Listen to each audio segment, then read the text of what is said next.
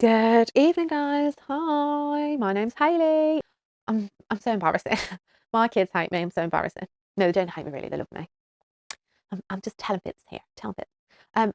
Hi, my name's Hayley, aka Mama C. I'm a mum to 4 children. This is part 2 of a how to lose weight tips video. So I've already done part 1, and there's 5 tips on there, and the following 5 tips are on this video. I'm on a weight loss journey for the second time, so I lost lots and lots of weight previously. I've done loads of different things to try and lose weight and gone backwards and forwards like hundreds and thousands of times over the years. But there's been one time before where I've been super successful, and that was after my second pregnancy, and now I've had my 4th pregnancy and I'm losing weight again. So I just want to say that these tips are not coming from the perspective of like a scientific professor. I'm not a dietitian, I'm not a nutritionist, I'm not a personal trainer. Like, I'm just telling you things that I've found from my own experience. So it's just little old me, and I'm not giving you any kind of scientific fact or anything like that. Just things that have helped me along the way when I've lost weight before. So for anybody that doesn't know, if you are new here, I was 14 stone, 5.5 pounds not so long ago. I just uploaded a week 10 update from my weight loss. That was uploaded yesterday. It's going to be like a couple of days ago when this video goes on. And I've lost 2 stone already. So it's coming off quite quickly. And these are the kinds of things that I've been doing to lose that weight. So without further ado, we'll get into tip number 6. Tip number 6. And the first thing that I want to say, and a very, very important thing that you should always, always, always remember, is stop comparing yourself to other people. So this is something that I've done in the past. I've just compared myself to other people, compared myself to celebrities on social media, compared myself to people that I know in my own personal life. Doesn't work. You're just punishing yourself. Like, just don't do it. Just stop. So when I figured this out, it's taken me a lovely old 32 years to figure that out. But when I figured this out, what I did was I cleansed my social media. But things like Instagram and things like that, just have a bit of a cleanse. Because you're punishing yourself by looking at other people and wishing that, oh, if only I could do that, or if I was, if I had more self-discipline, or if I was like this, or if I was like that, if I popped back after having a baby. And so, do you know what? You're in the position you're in. Stop comparing yourself, okay? You are who you are. You would not be who you are if you hadn't had the experiences you've had. And, it's about time we started loving ourselves. Like, what are you doing? Pack it in. As I would say to my kids, pack it in. Concentrate on you. Don't concentrate on what everyone else is doing. It doesn't work. Because when you concentrate on you and you ignore what everyone else is doing, I can guarantee you everybody else out there is looking at you going, oh, how have they managed that? If only I could do that. If only I had. So all the things you were comparing yourself about, they'll all be comparing themselves about you. And it's just a vicious cycle. Yeah. So just stop doing it. Just don't do it. Don't compare yourself to anybody else. Your journey is your journey. Okay. You're doing it for you, not doing it for anybody else. Like, monitor your own behavior. So when you go out and you catch yourself looking at somebody else and thinking like, oh, if I had, muscles like that, or if only I exercised as much as they exercise, like, monitor yourself, catch yourself doing it and tell yourself to stop it. Because the thing is as well, nowadays, I always think there's so many things out there. Like, people go for different like surgeries, cosmetic surgeries. You can get like you can even get, right, I don't know if you've seen them, you can even get pants with padding in the bum to make it look like you've got a bigger bum. So you're walking down the street, you're looking at that hot chick because she's got this gorgeous hourglass shape, yeah, but when she gets home, she takes the bum off because it's not hers. It's fake. It's not hers. It's just an illusion, right? And I'm not saying anything like bad about that. I'm not even saying that I wouldn't wear them. Do you know what I mean? But what I'm saying is, you don't know what's underneath. So don't like punish yourself thinking, oh well, she clearly does 100 squats a day. Why am I too lazy to do it? Because she doesn't do 100 squats a day. She buys underwear with padding in the bum. Do you know what I mean? So pack it in. Stop comparing yourself. Concentrate on you. Stop punishing yourself. Tip number 6. Done. Tip number 7. So I briefly touched on this tip in the last video when I was talking about having targets. And this one is buy a target item of clothing. So tip number 7, buy some clothing that, that's the size that you want to be, or like an interim size.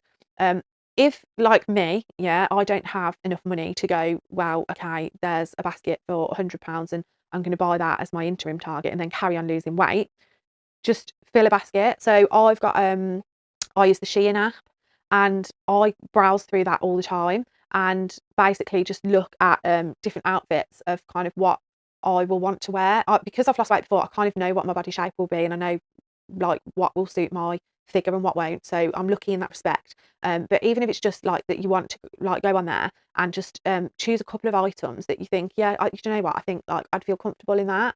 Put it in your basket in the size that you're hoping to be. So if you want to get down to a size 12, for example, like put size 12 and then add it to your basket and create yourself like a little capsule wardrobe or something like that, just because then you've got an idea in your head and keep reminding yourself like, oh, I'll get this reward, like when I get there I can reward myself with this. And as time goes on, then you can also like save money to pay for it. Yeah, there's I think my basket's got like £600 worth of clothes in at the moment. Don't think I'm going to be allowed to spend £600 on clothes, to be honest. If you've got any tips on how I could get away with spending £600 on clothes and the excuses I could use, um, or the ways that I could justify it, pop them in the comments section below. Yeah, no, add things to your basket, create yourself a little capsule wardrobe. Every time you lose a pound in weight, put £2 in a money box. And at the end of your weight loss, when you're in your size 12s, then you've got £100 to spend on clothes. So the stuff that was in your basket, you can just click, purchase. So that's tip number 7, is give yourself something to look forward to and get yourself some new clothes in the size that you want to be in. Tip number 8. Oh, let me move. Let's get comfortable.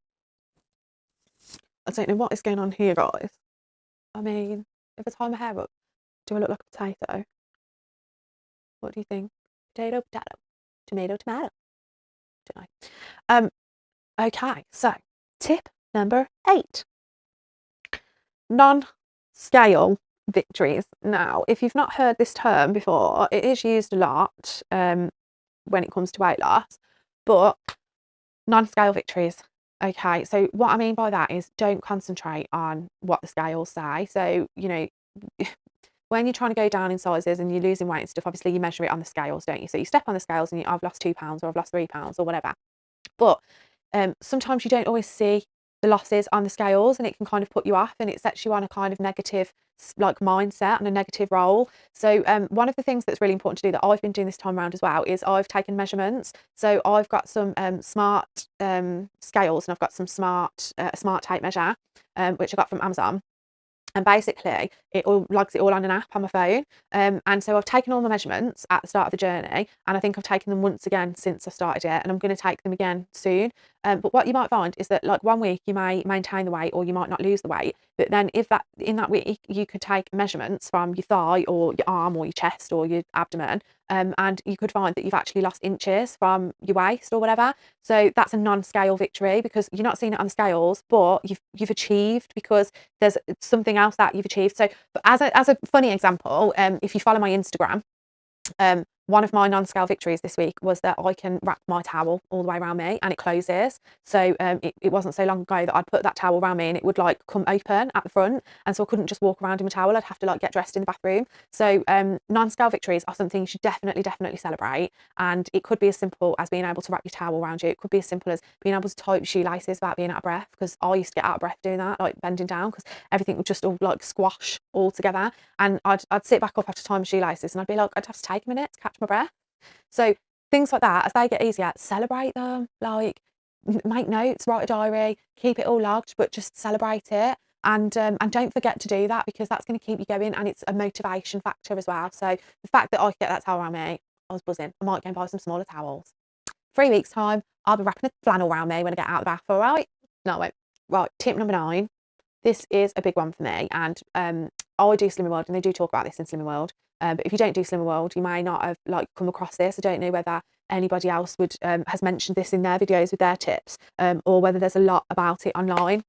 But this is like a really important part of my weight loss and what I'm doing. So identifying triggers. So for example, yesterday, because I was tired, because I was emotional, and I was worried and things like that, because my son had hurt himself and I had to take him to hospital, and my other son had had his injections and he gets really unsettled with injections and things like that.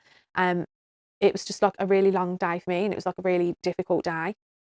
And so in response to that, I ate a whole box of orange matchmakers, and I just couldn't stop myself basically. And so I know that being tired and being emotional, like in a kind of, if I'm sad, or if I'm like a bit weepy or anything like that, and particularly with the tiredness, I think paired together, it's like a recipe for disaster. But I know that they're triggers for me. So if I'm feeling really emotional about something, I know that I'll reach for something that's full of sugar, and usually cocoa powder too. So that got me yesterday. I was literally in the grips of it yesterday, and it really, really got me. And I ate the matchmakers, and I had a moment of like, what I've done.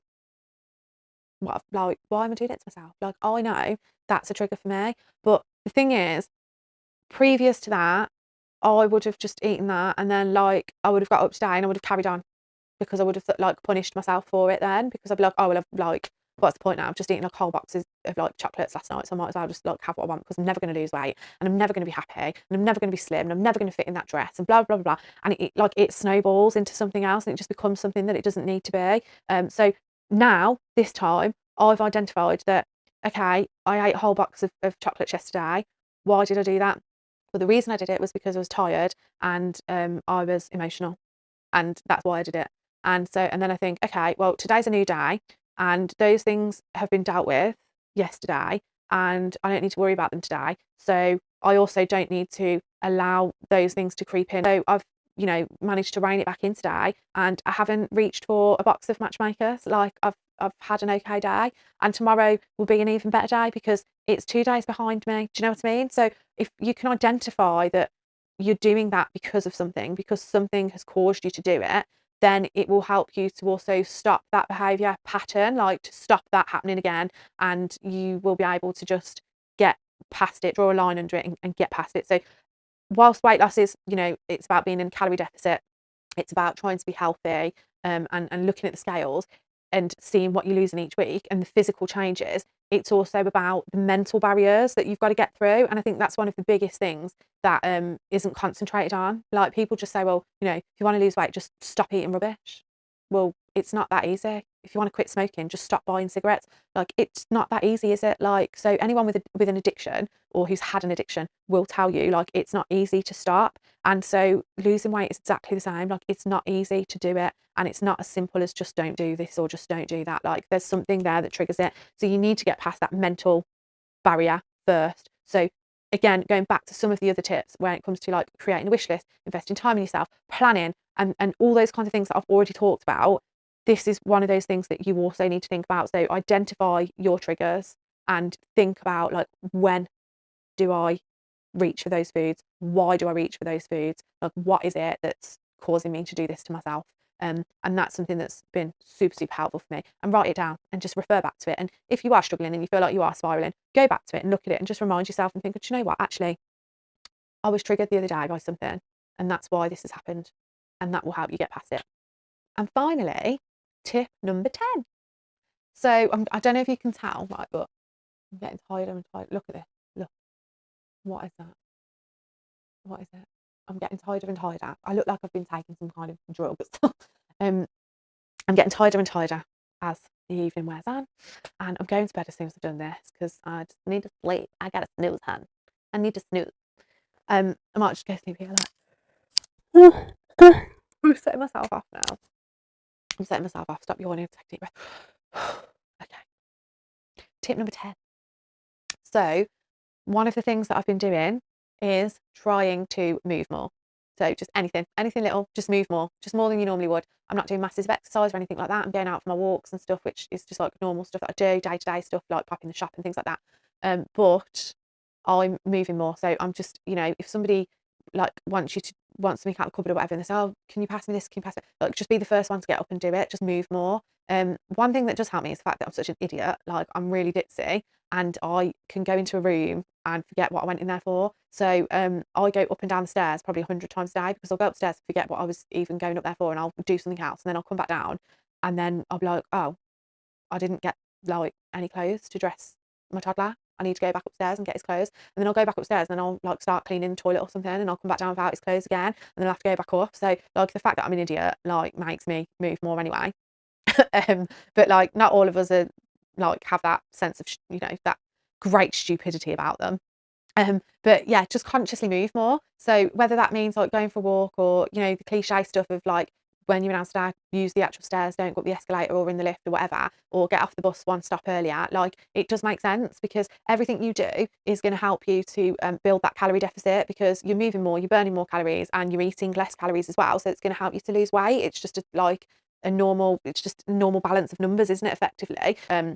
Muscle will burn more calories than fat. So like, the more muscle you've got, the easier it's going to get for you. So if you start moving more and you start building up a little bit of muscle and things like that, it's just going to naturally help to speed up your metabolism, speed up your weight loss, and help you to keep it off and keep it sustainable. So just like building in habits like that, and you don't have to start going for a run every night. Do you know what I mean? Like, I don't do like considerable exercise like that. To be fair, what I do, I wouldn't even perhaps, I'm one of those people, I wouldn't even perhaps call it exercise. Like, I literally go for a walk, and I might go for a walk for like 20-30 minutes, just to the shops and back. But that's still better than going in the car, because I could just get in the car and go. Yeah, I hope that like you've heard something that may be helpful for you. If you've got any tips for me, then leave a comment down below and let me know. Don't forget to hit the subscribe button. Help me out, please. I would love it if you could subscribe and share it to all of your friends, and click the bell button to get notifications when I upload a new video. It's just going to really, really be super helpful to support me, so that I can make lots of other videos for you as well. And I really, really like interacting with you as well. I've got one lady in particular, and she's been like commenting on some of my videos, and so we're having comments like going backwards and forwards, and it's just really nice to know that there's like other people who are in the same situation. So I really, really love that. Shout out to Margaret, because you're the lady. And don't forget to like the video and let me know how you're getting on. And if there's any other videos that you want to see, comment down below, and I'll see you next time. Bye.